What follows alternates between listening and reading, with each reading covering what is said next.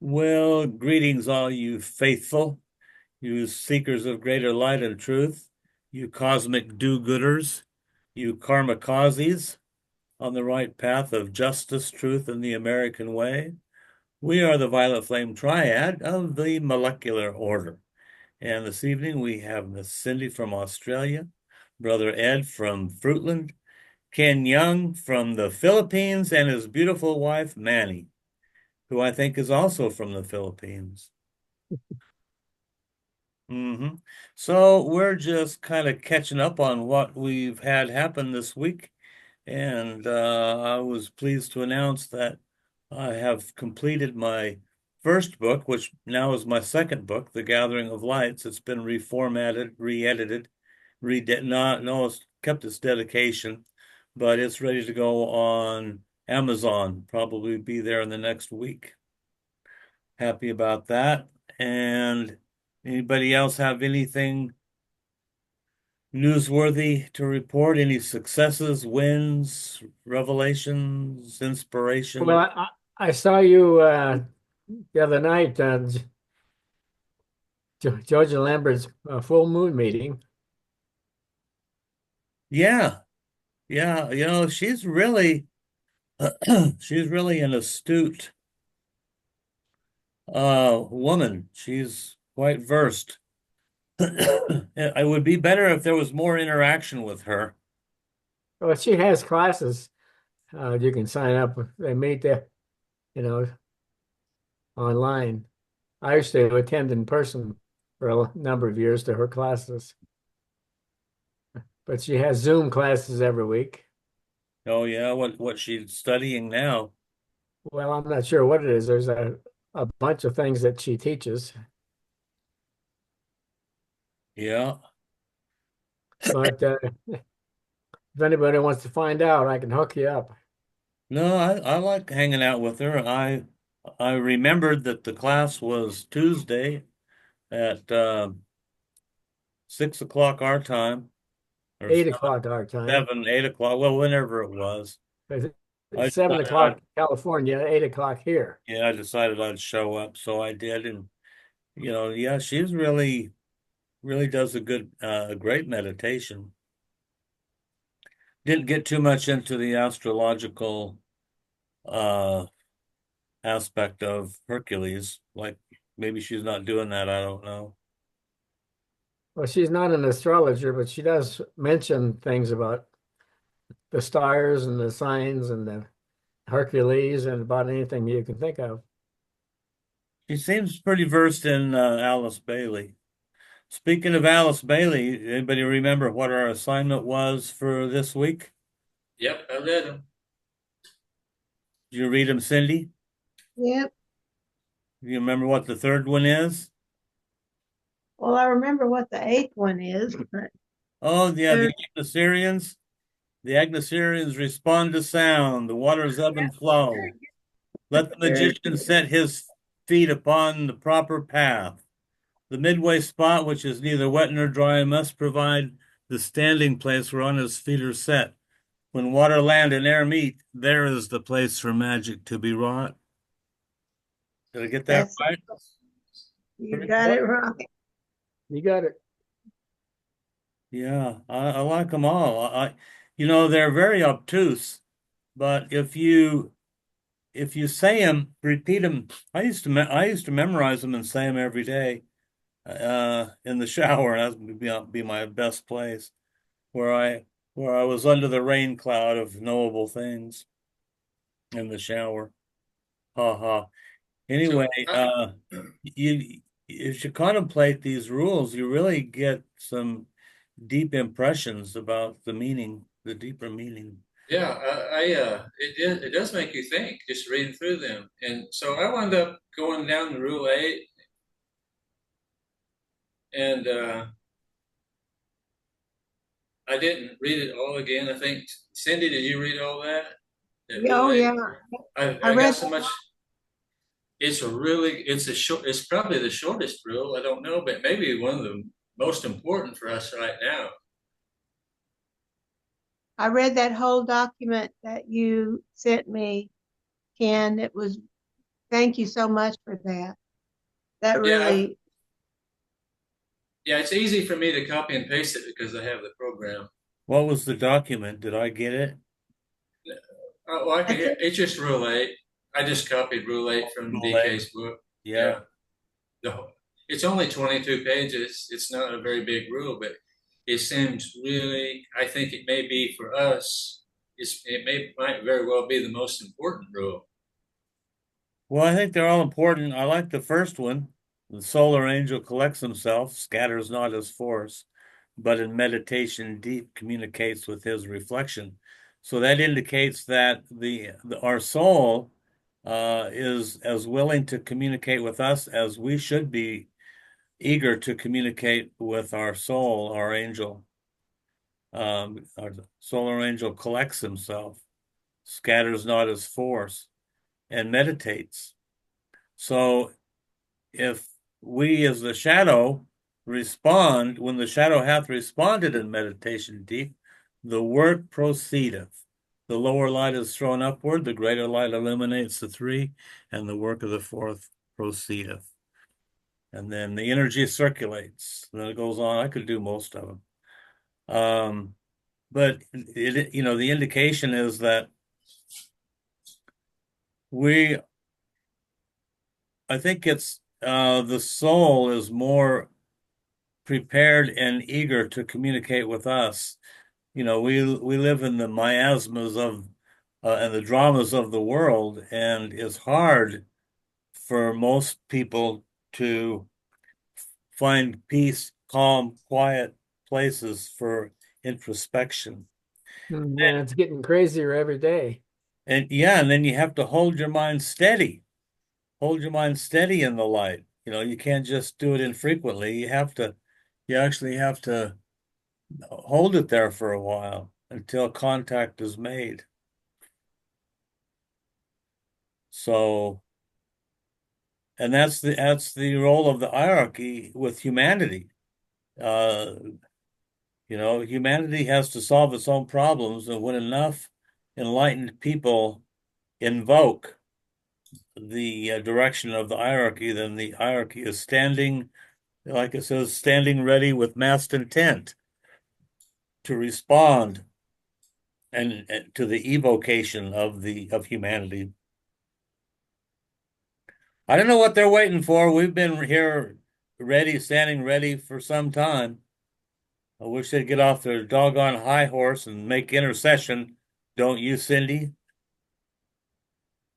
well, yes, What the heck are they waiting for? Are we going to probably. have to storm heaven's gates? Because by darn we will. Ken. We're knocking on We heaven's door. we will. Taking the kingdom by violence. What? Taking the kingdom by violence, Yeah, by force. by force. And by force. Yeah, violence, force, uh, strong dynamic will. Shake the gates. Yeah, I think in Rule 8, DK talks about that somewhere that you have to use have to start using the will. Well, that's the Bible talks about that too. Yeah. You have to use divine will. That's where water, land, and air meet. There's a place for magic to be wrought. That's when the physically and emotional and mental aspects of the personality are controlled by the soul. Uh-huh. Uh-huh. The place where Yeah, water and go ahead. I was just saying I went back and watched JJ back a while back, did a whole review of the several classes on the treatise on white magic, and there's like 100 classes on that. And I went back and watched the 4 classes that were he talked about Rule 8. The reason I'm sort of focused on Rule 8, Curtis and Ed, is because for well over a week, maybe 2 weeks, ever since I had my illness, almost every morning, I've been waking up with these like a voice or words in my head that where air, land, and earth meet, air, land, and water meet, you know, Uh, that's the place where magic is wrought. And this is quite unusual. So I, I, I've been trying to find out more about that. well, good for you. Well, it's Yeah. that midway point. Or that's the way I see it. DK's saying it's the, what has he called it, the middle point or the midway point? But it's Midway. that, yeah, it's that place between the personality and the soul and the higher mind is what I think he's talking about. And that's where we have to focus is the higher Yeah, the mind. midway point, which is neither wet nor dry. And then there's the midway point where we release the prisoners of the planet, whose note is right and justly tuned to that which must be made, which is heaven on earth. So, there's a lot of symbolism. It's all symbolism. It's just how do you apply it in day-to-day living? Um, you have to overcome the poles of Maya, glamour, and illusion. He talks a lot about that in that book. I was skimming through a treatise on white magic and looking for quotes from the old commentary. And it's all about personality control and then using your will to do good. You know, that's why I carry this book around. This gal today, it really gave her a buzz. So, that's my contribution. I get a kick out of it. I said, "You're on my team, Kathy." Her name is Kathy. "You're on my team." She says, "Amen, hallelujah." Okay.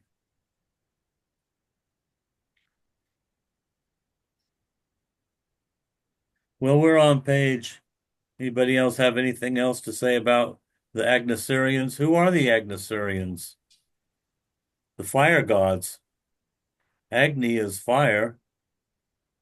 I think they're the ones that actually make up the astral plane, the Agnosurians. Are the elementals that are the substance of the astral plane. Might be. The astral fire. Agnes. Hmm. Yeah. Well, look into that. Come back and tell us who the Agnosarians are. I think they're the fire divas. Well, that's what Agni is, but everything's made of fire, so Not water and land. Of course, that it, makes steam, it water and fire.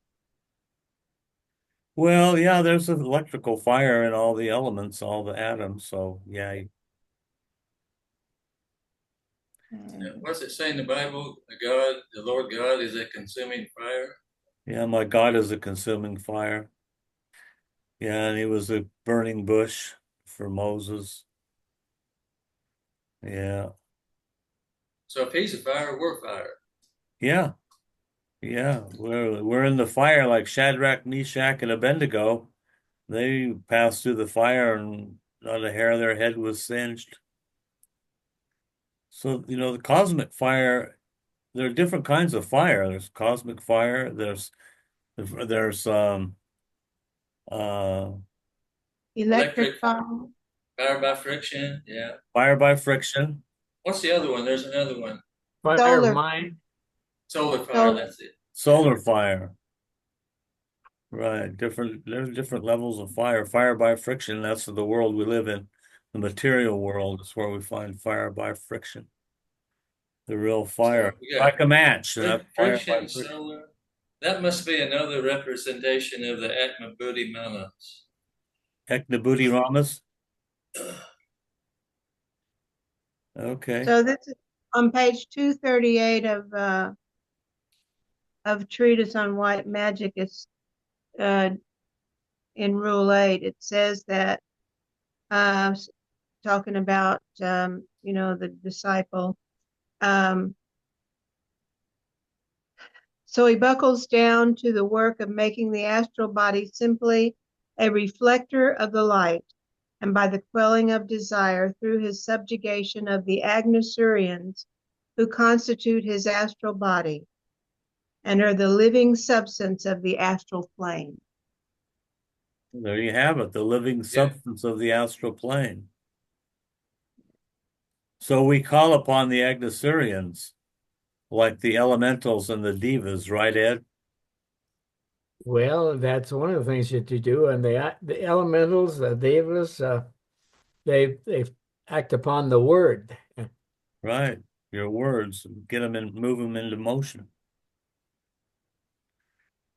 Okay, well, we can study those over the coming week. And there's the Agni Shavats. Yeah, and the Arhats, don't forget them. They're the self-realized initiates that climb the mountain on their own, so to speak. They've discovered greater truths as an individual without so much external positive enforcement, but they have passed through the portals through their own efforts. Those are the Arhats, according to what I read. Okay, we're on page 356 in externalization of the hierarchy. I'll read a chapter, or I'll read a paragraph. I'll read a chapter or two. Hey, we're halfway through the book, by the way. Looks like if you go like that, that's just about halfway through. How long have we been? Have we been on this a year yet? Huh? How long have we been on this book? For a Oh, year? heck, seems like years. Seems like it. I know it. It's been fun, though. Yeah. Well, something like 67 or 68 weeks, somewhere in there. Yeah, 69. Hmm. Okay, he's talking about the conflict between the angel of the presence and the dweller on the threshold, and how they're kind of like 2 points, 2 points that are always in motion, and they kind of spiral, and you're always confronting both of them. You're confronting the angel and the dweller, your dark side and your light side. And as you move forward in consciousness, so do those 2 points move with you. So you always have your dweller and you always have an angel. But as you become more and more soul conscious, you become more angel activated, and it seems like it becomes easier to deal with your dweller, especially as it pertains to limitations of the personality. And so we talked a lot about that last time. Battling humanity is today and has been for ages, battling illusion, glamour, and Maya. Advanced thinkers, those upon the probationary path, upon the path of discipleship and the path of initiation, have reached the point where materialism and spirituality, the dweller on the threshold and the angel of the presence, and the basic dualism of manifestation can be clearly defined. Okay, next paragraph. All generalizations admit of error. Well, let me just finish that last paragraph. It was kind of interesting. It says, because of this clarity of demarcation between the angel and the dweller, the issues underlying present world events, the objectives of the present worldwide struggle, the modes and methods of reestablishing the spiritual contact so prevalent in Atlantean days and so long lost, and the recognition of the techniques which can bring in the New World era and its cultural order can be clearly noted and appraised. All generations admit of error. It might, however, be said that Germany, remember this is written in 1942, during World War II, that Germany has focused in herself world glamour, the most potent and expressive of the three aspects of glamour.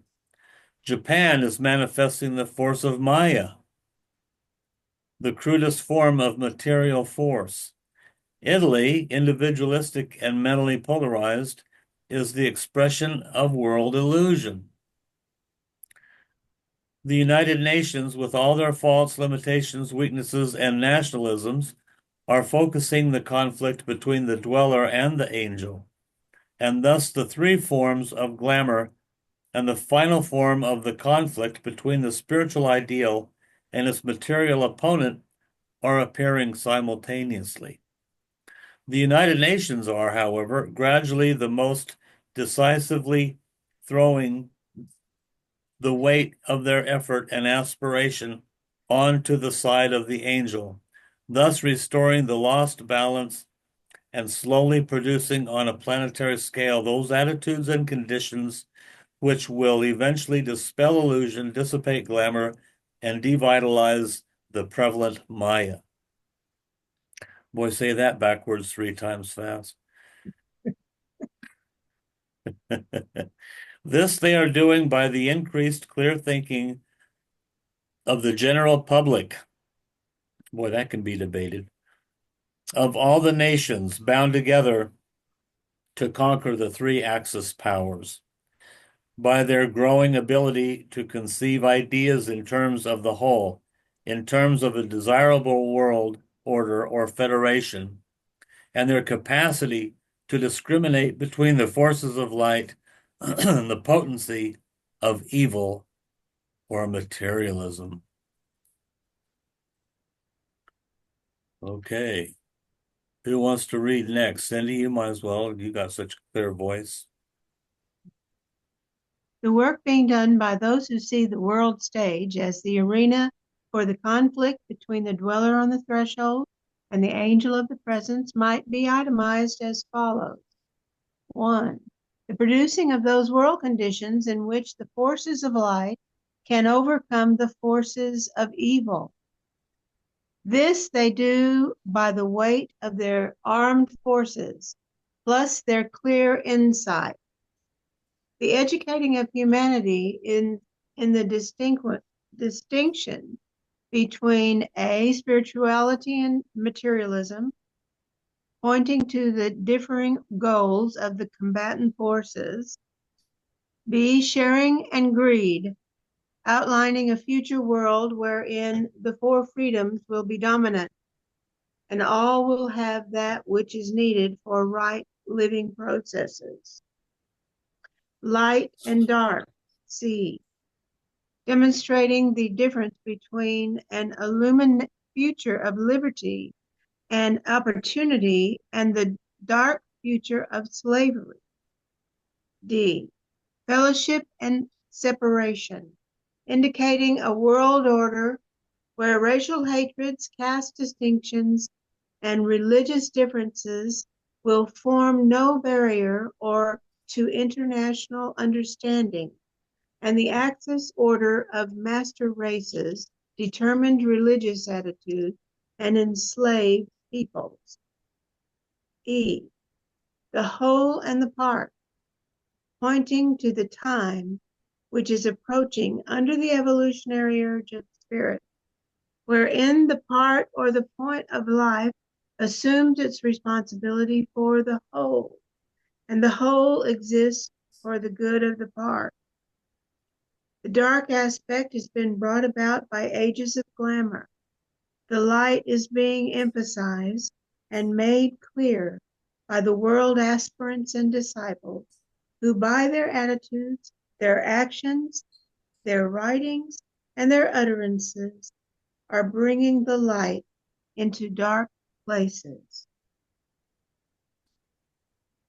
Well, here we're looking at opposites, which represents the dweller and the angel, spirituality, materialism, sharing and greed, light and dark, fellowship, separation.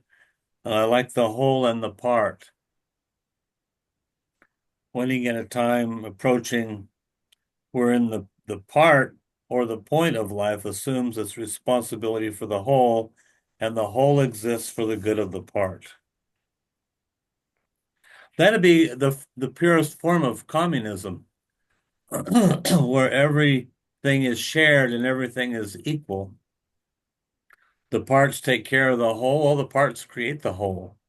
and then the whole takes care of each individual without any part of that group claiming to be superior. See what that means there? Does that sound right, Ken? The Yeah, whole that may be the higher aspect of communism. I never thought about it like that, but that maybe would that's be what. yeah, that would be like a united order, the pieces of a puzzle. Each piece stands independent, yet the whole puzzle isn't complete without each piece. So all are essential. And then when they all come together, they create something beautiful. Read on, Ken. Thank you, Cindy. Mm. Okay, number 3, preparing the way for the 3 spiritual energies which will sweep humanity into an era of comprehension, leading to a focused mental clarification of men's And hang on, mind. can you get a little closer to your microphone? Okay. Yeah, that's better. Preparing the way for the 3 spiritual energies which will sweep humanity into an era of comprehension, leading to a focused mental clarification of men's minds throughout the world. These 3 eminent energies are: A, the energy of the intuition, which will gradually dispel world illusion and produce automatically a great augmentation of the ranks of initiates. B, the activity of light, which will dissipate by the energy of illumination the world of glamour and bring many thousands onto the path of discipleship. C, the energy of inspiration, which will bring about, through the medium of its sweeping potency, the devitalization or the removal, as by a wind, of the attractive power of Maya or substance. This will release untold thousands onto the path of probation.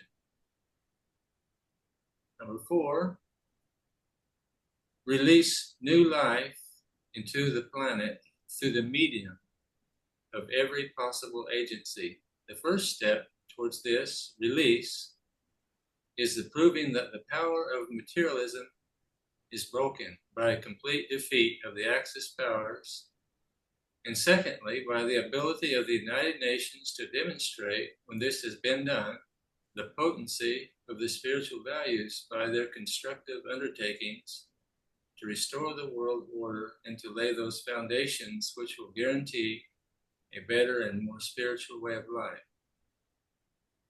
These constructive attitudes and undertakings must be assumed individually by every person and by nations as collective wholes. The first is being undertaken at this time. The second remains as yet to be done. Number 5, bring home to the nations of the world the truths taught by the Buddha, the Lord of Light, and the Christ, the Lord of Love. In this connection, it might be pointed out that basically, A, the Axis nations need to grasp the teachings of the Buddha as he enunciated it in the Four Noble Truths. They need to realize that the cause of all sorrow and woe is desire for that which is material. B, the United Nations need to learn to apply the law of love as enunciated in the life of Christ and to express that truth: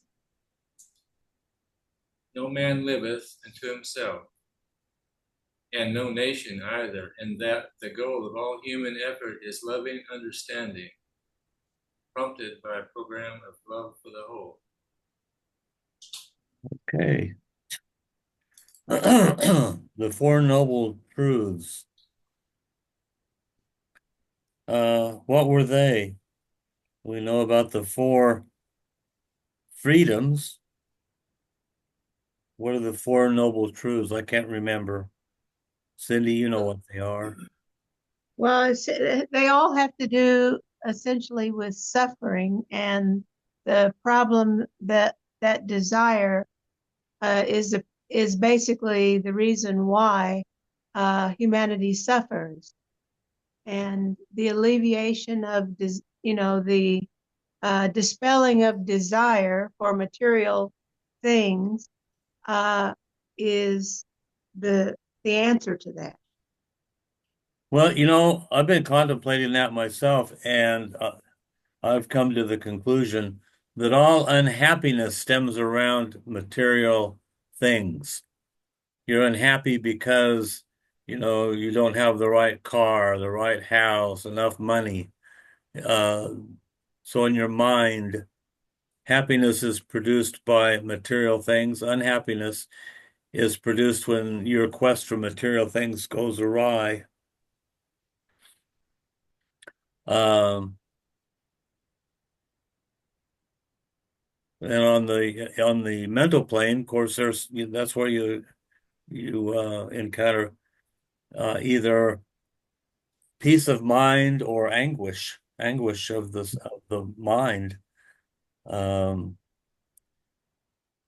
well, actually, yeah, happiness has to do with the astral. Pleasure has to do with the physical. But if your quest for material things overrides your quest for spiritual things, then you're always going to be unhappy. You're always going to be suffering because it's never going to come to the reality that your mind has hoped for because it's material. That's the pull of Maya. So that would be, according to the Buddha, the main cause of human suffering is their quest for material things. So if you get rid of your quest for material things and go live in a tent, well, Buddha, he did that. He went and lived in a tent, and he decided that that wasn't the best way either.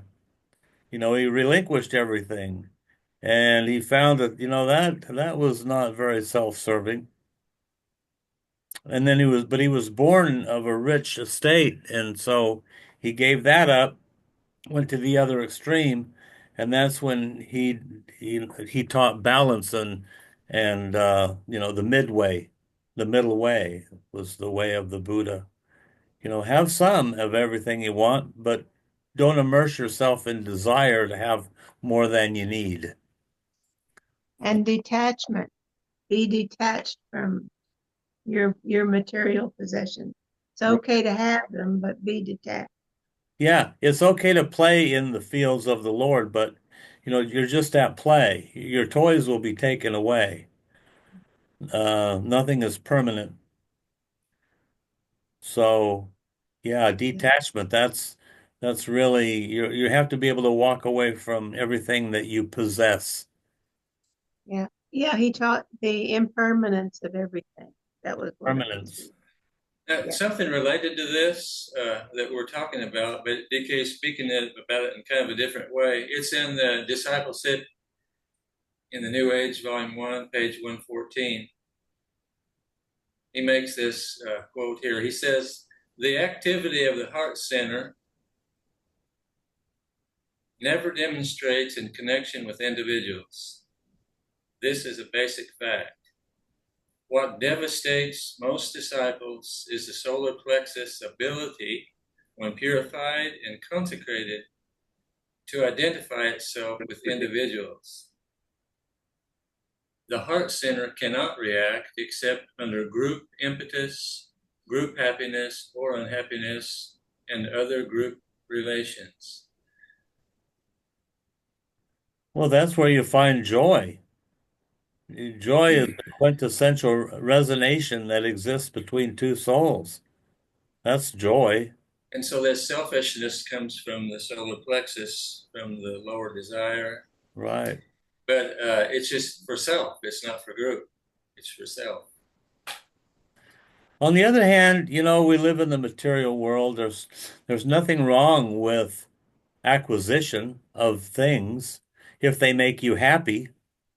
But when they are taken away by fire, flood, theft, or misuse or karma, then you have to be mature enough to say, okay, well, that was good for a while. Yeah.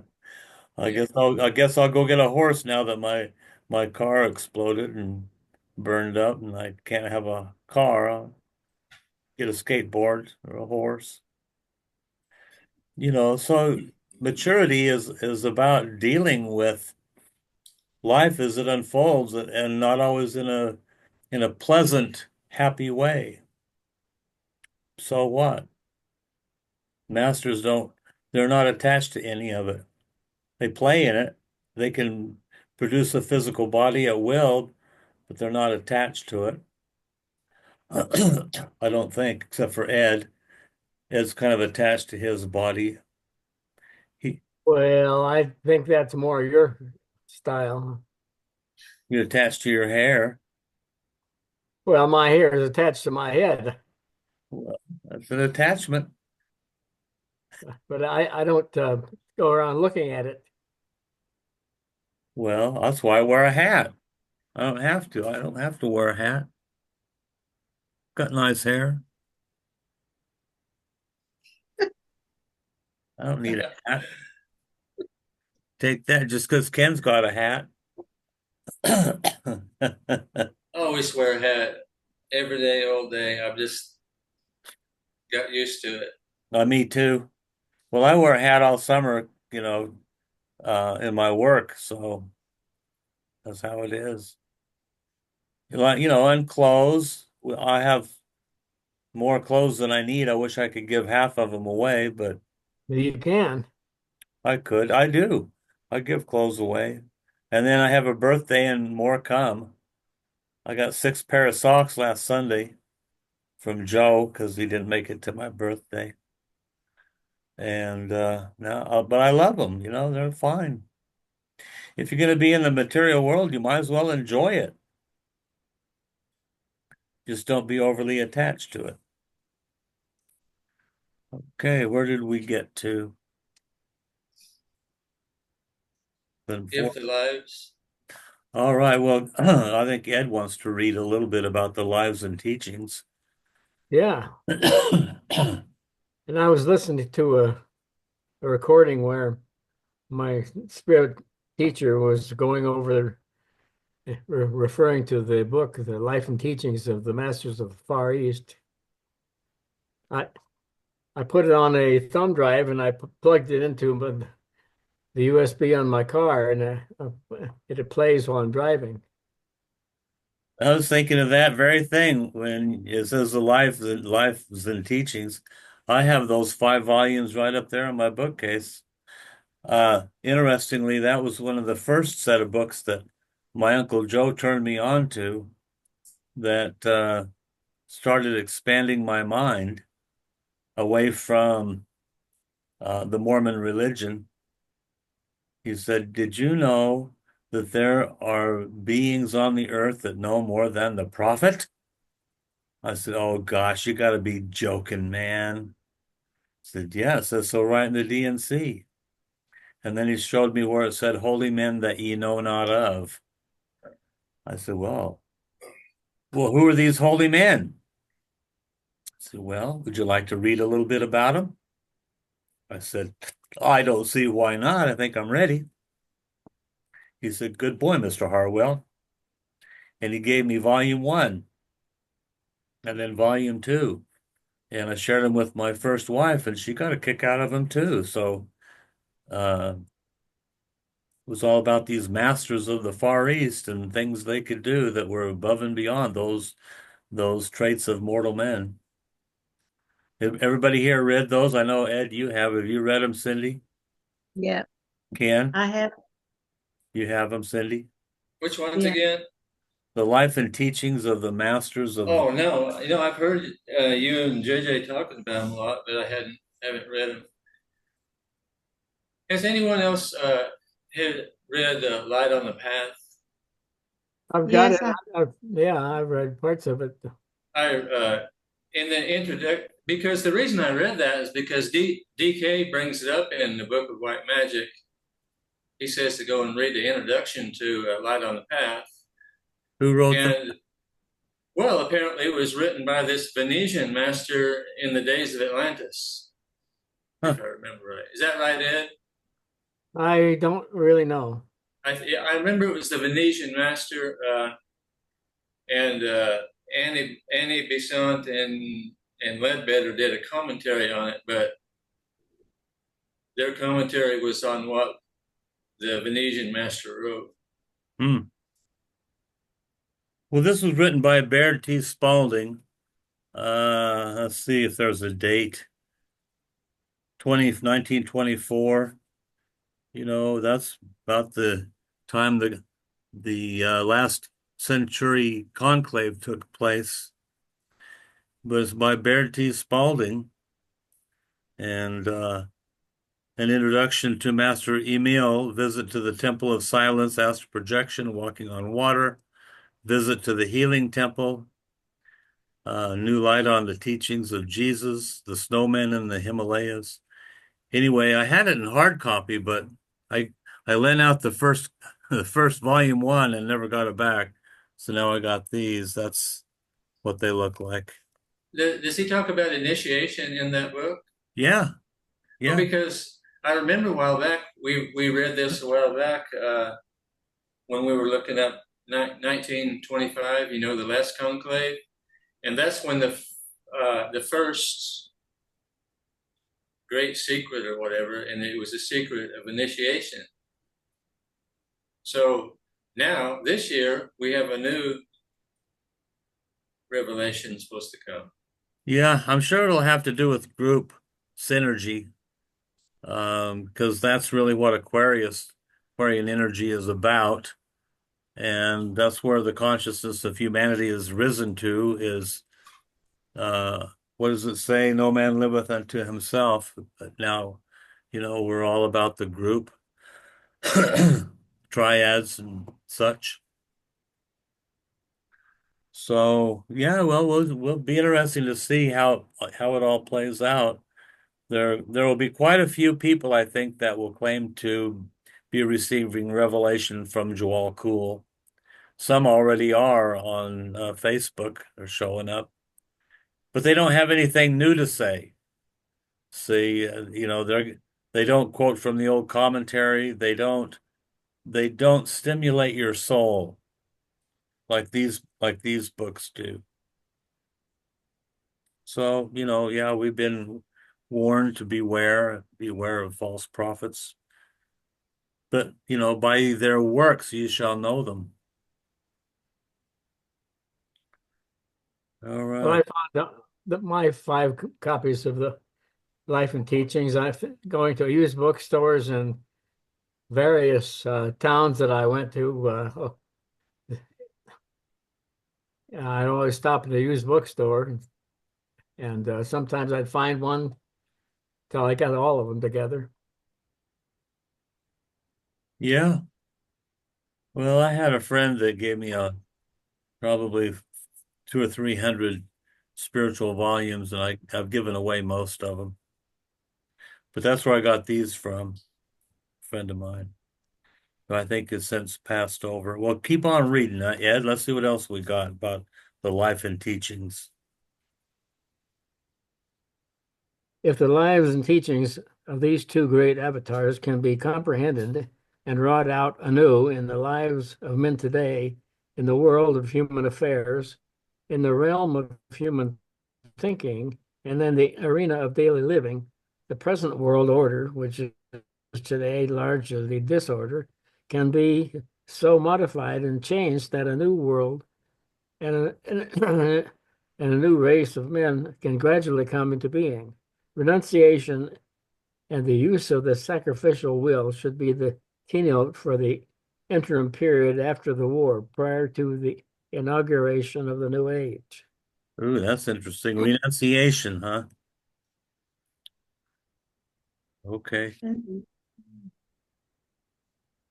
Well, I guess a lot of people are going to lose a lot of things, because of the war. Um, a lot of sacrifices had to be made, and they had to use even pennies were made out of tin instead of copper in 1943. I mean, there's just a lot of sacrificial will that took place, so that we don't experience today, I don't think.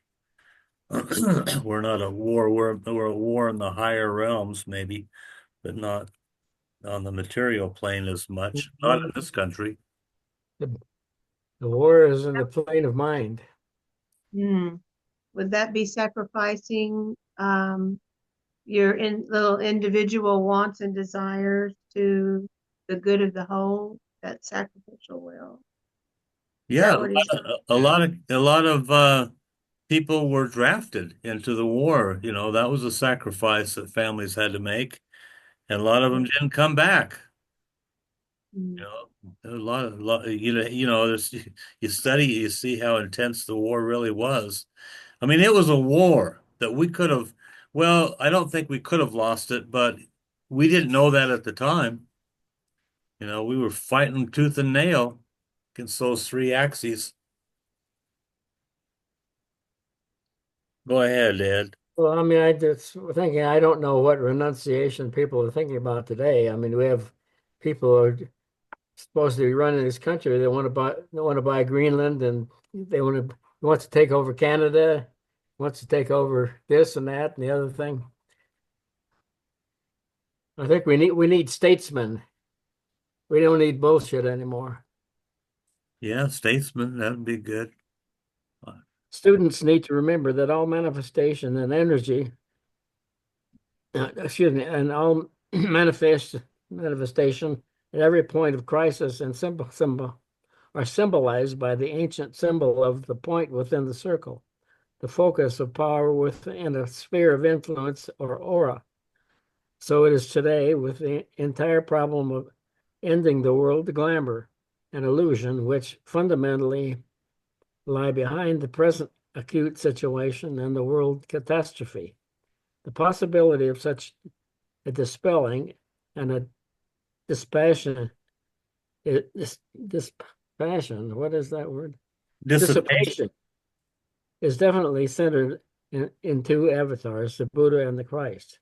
Within the world of glamour, the world of astral plane, the world of the astral plane and emotion appeared a point of light.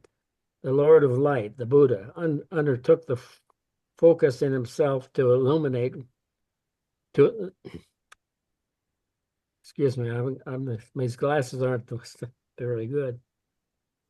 The illumination which would eventually make possible the dissipation of glamour.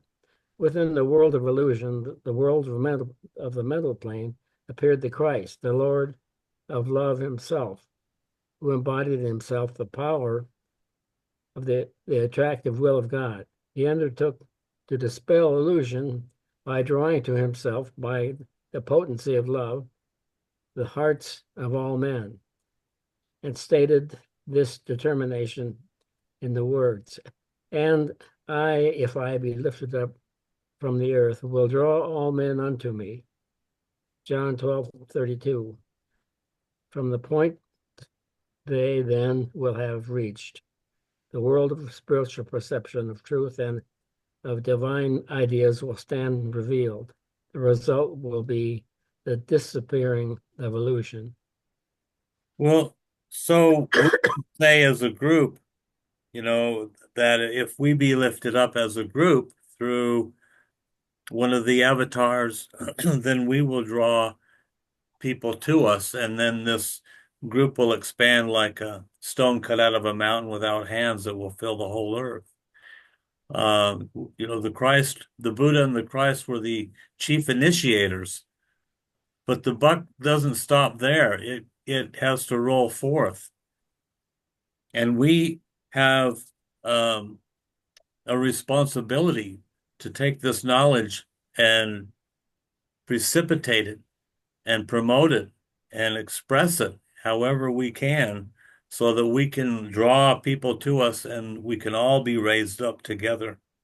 Jesus was the first of many brethren to penetrate through the womb or the veil or the door or the gate or however you want to say it, that separates the kingdom of man from the kingdom of the gods. But there are many people will follow after. That's what he's saying here. So, that, and we're doing that in consciousness. That's how we're following in his footsteps.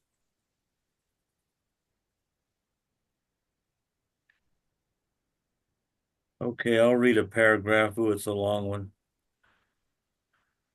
The combined work of these two great sons of God, concentrated through the world disciples and through their initiates, must and will inevitably shatter illusion and dispel glamour. The one by the intuitive recognition of reality by minds attuned to it, and the other by the pouring in of the light of reason. Well, let's mark that one. Mark that one, Brother Ed. The Buddha made the first planetary effort to dissipate world glamour. The Christ made the first planetary effort toward the dispelling of illusion. Remember when he had the three tests? Those three tests, when he was taken to a high place by the adversary, after he had spent 40 days in the desert in the wilderness, and to test his resolve, he was taken and taunted, if thou be the son of God, turn those stones into bread.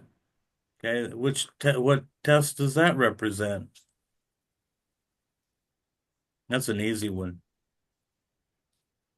That would be what, Cindy? Maya, glamour, or illusion? Not sure. Well, that would be the pole of matter. Matter, bread. Bread Oh, represents that the would be material Maya. world. So that'd be Maya. Maya.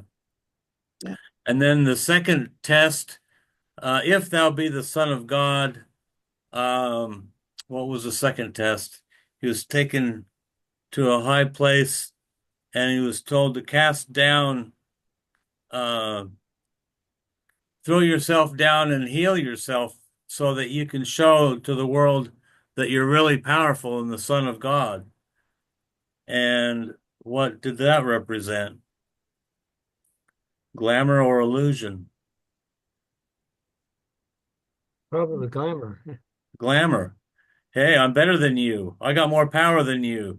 Look, I can throw myself down and not even be bothered by it. You guys can't do that. That's a glamour. And then he was taken, I got to remember all this stuff. He was taken to a high place. The adversary, call him the devil, but it was the opposing, it was his dweller, the dweller of the of the threshold, took him to a high place and said, hey, if you'll worship me, I'll give you all the power over the nations, and you shall rule, and you shall be a king over the earth. Now, why was that an illusion? Any ideas? Well, it ain't gonna happen. Well, yeah, right. First of all, the adversary couldn't give him power that he didn't have to give. And second, uh, Jesus already had power. You're not going to give me anything that I don't already have. That's an illusion. The illusion is it's like Joe talks about in Sunday school. The mark of the beast is to worship unearned external authority. And that's exactly what Jesus would have done if he had bowed down to the adversary. If you bow down to me, I will give you power over the nations. So the adversary uh, couldn't give him what Jesus already had, and that was the illusion. So Jesus, by connecting with the Father, generated true power that could heal, raise up, lift up, do all the things that the Christ empowered him to do. So those were the three tests that we all have to go through if we're going to overcome the poles of Maya, glamour, and illusion. And that's what Jesus did when he overcame those tests. Okay, so men are being rapidly disillusioned and will consequently see more clearly. The world glamour is being steadily removed from the ways of men. These two developments have been brought about by the incoming new ideas focused through the world intuitives and released to the general public by the world thinkers. Another glamour, my church, my religion's better than yours. My God's bigger than your God. Funny how people think. It has been also largely aided by the well-nigh unconscious, but nonetheless real recognition of the true meaning of these four noble truths by the masses. Disillusioned and deglamored, if I may use such a term, humanity awaits the coming revelation. This revelation will be brought about by the combined efforts of the Buddha and the Christ. All that we can foresee or foretell anent that revelation is that some potent and far-reaching result will be achieved by the merging of light and love and by the reaction of lighted substance to the attractive power of love. Lighted substance to the attractive power of love. And that's how we purify matter, the matter that we're made of. It becomes lighted through enlightenment, through the Buddha. That's what the real resurrection is when you raise the elements that comprise your body up to a high frequency where they are in tune with the consciousness of Christ. In this sentence, I have given those who can understand a profound and useful hint as to the method and purpose of the undertaking staged for the June full moon, 1942. I have also given a clue to the true understanding of the work of the avatars, a thing hitherto quite unrealized. It might be added that when an appreciation of the meaning of the words transfiguration of a human being, that's what I'm talking about, transfiguration of a human being is gained, the realization will come that when the body is full of light, then in that light shall we see light. Oops, my page went over. The body is full of light. So that's really what happens when our eye is single, our third eye, the pineal gland and the pituitary and the alta major, when that tertiary is in alignment and active, then our bodies will fill with light. The pineal gland will begin to secrete a new enlightening hormone, according to these books. This means that when the personality has reached a point of purification, of dedication, and of illumination, then the attractive power of the soul, whose nature is love and understanding, can function, and fusion of these two will take place. This is what the Christ proved and demonstrated. That's the resurrection. That's the raising up again, the standing to life, coming to life. That's when you attain power over death. You may want to stay in your body, you may not, but you have the choice. You can come or go. They can go no more out, or they can stay in, whether in the body or out of the body. It's up to you. So, like Jesus said, no man takes my life from me. You'll reach a place where um, lighted substance, that's the purification of matter, divine alchemy. You reach a place where you become, in a sense, radioactive. You're going to glow in the dark, Ken. Yeah. Isn't the third initiation called the initiation of transfiguration? No, that's the fifth. The third has to do with the mind, the control of the mental body. Well, I thought it was the third was transfiguration. Yeah, I think it is, Curtis. I think she's right. The transfiguration. That's when Moses and Elijah appeared. Uh, Yeah, isn't that the fifth initiation? no, the fifth. Okay, so the after that transfiguration, the next one was in Gethsemane, right? Yeah, well, there's renunciation, and then the seventh, or sixth or seventh is a new revelation is given so that you can continue your evolution either on this earth plane or another planet, uh, but you're given a new revelation. But I know the third initiation is where the mind is completely subservient to the will of the soul, and you attain the peace that passeth all understanding, peace of mind. So, in the phrase up here above, where it says, "And in that light we shall, in that light shall we see light." So he has the first light in the lowercase, and I think this is a second degree initiate.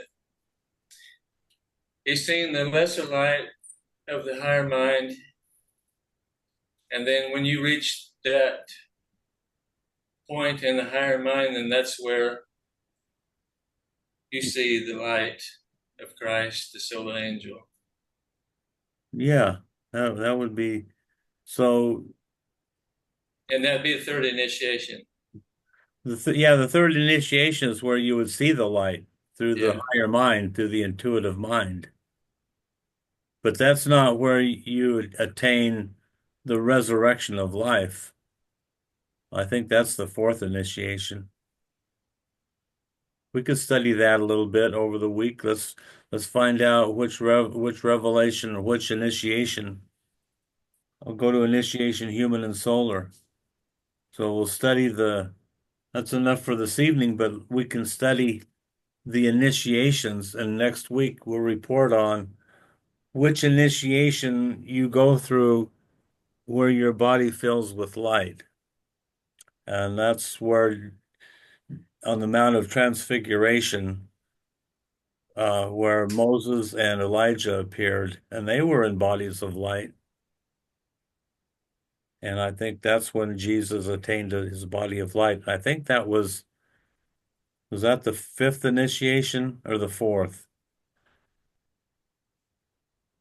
What do you think, Ed? I think I'll have to look it up. Now, the Christ went through an initiation and Jesus went through a different initiation. So I think the Christ went through the fifth initiation then, and the Christ and Jesus went through the fourth. But At Gethsemane or when? yeah, Gethsemane was when Jesus uh, said, "Let this He, pass from me, but not thy will, not my will, but thine be done." So he's totally surrendered to the will of the Father. And I think yeah, I that think what, Jesus went through the fourth at Gethsemane, yeah, and the Christ went through the sixth at Gethsemane. He's now working on his seventh initiation. he is. Okay. Well, we can confirm that. Come back and talk about it. We'll have to ask him. Yeah, we'll ask him. Hey, and how can we help you? That's avail ourselves to the moving forward of the fifth kingdom and draw people to us. Humanity is the midway point. We're especially the new group of world servers. We're the point that can the midway point between average humanity and the hierarchy. So we're right in there, and it's a very important place we have positioned ourselves there, Brother Ed, Brother Ken, Sister Cindy. Does When DK have a does DK have a teaching on how to get a better memory? Because I forget the simplest things like that. I forget. Uh, yeah, there's memory genes. I had this idea once that if we had a little silicone in our DNA, it would enhance our memory. And I'm thinking, well, where would we get silicone? And then it dawned on me, all these women were having breast implants with silicone. And I thought, you know what? And some of those silicone pads were breaking. And I thought, that would make a good science fiction, but it might not be too far off if some of that silicone leaked into their DNA and they had children that had silicone into their passed into their genetic material. And that would enhance memory Well, because what gave you that idea? that's what silicone chips do. I write Well, about that a little bit in my book, you'll find. What's that, Ed? well, silicone is a material that has nothing to do with memory. Well, what do you think silicone chips are made of, and what do you think they do? Well, I mean, That's you eat exactly what they you, do. you eat potato chips. You don't eat silicone chips. Yeah, well, look at the configuration of silicone, and it forms circles which trap energy. That's what they do. And memory is just trapped energy patterns. Anyway, I wouldn't be boo-hooing it too quick because you might, Well, also Tibetan and others say we don't get our minerals you're what? by eating. We don't get our minerals by eating minerals, like eating stones. I We know, get our minerals through plants. through plants. I know, I know. I used to give classes on all that stuff. How plants take inorganic minerals and make them organic, like iron. You don't just go bite down on a horseshoe, you absorb it through the plant, which has transformed the element from inorganic to organic. And speaking of that, Ed, why don't you close this meeting, doggone it, with however you see fit. Close the meeting. All you got to do is turn off the switch. Okay, fine.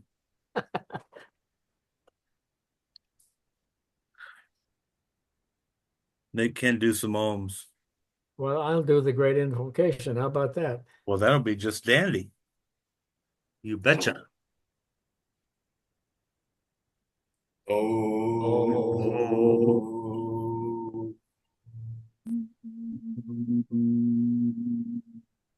From the point of light within the mind of God, let light stream forth into the minds of men. Let light descend on earth.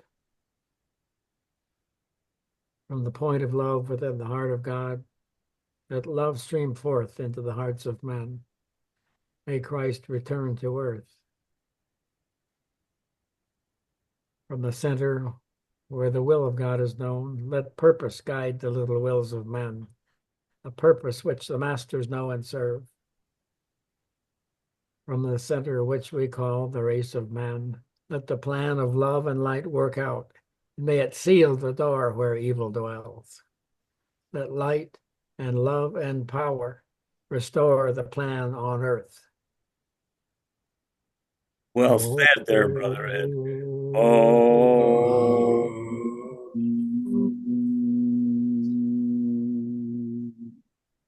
Well done, Ed. Well done. Light and love and power must be the Atma Buddhi Manas. What is? I was thinking about that. So the light is the Manas, and the love is the Buddhi, and the Buddha power and the is Christ. the Atma. Atma is the power. That's what I was thinking about last night. The Atma Buddhas, the Atma Buddhi Manas is represented in the Great Invocation. Well, I like light that and love thought. and power. What's that, Cindy? I like that thought. I think I that's was really just something. thinking about that. I was just thinking about that last night when I was saying the Great Invocation to myself, and